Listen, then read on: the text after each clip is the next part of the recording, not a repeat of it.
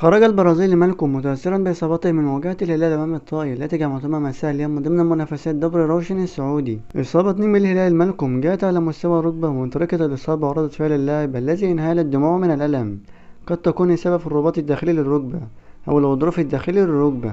بخصوص التكهنات حول احتمالية إصابته بقطع في الرباط الصليبي، اللقطة ليست واضحة بنسبة 100%، ولكن من المؤكد سيخضع اللاعب لفحص طبي في عيادة النادي قبل الإعلان عن إصابته بشكل رسمي.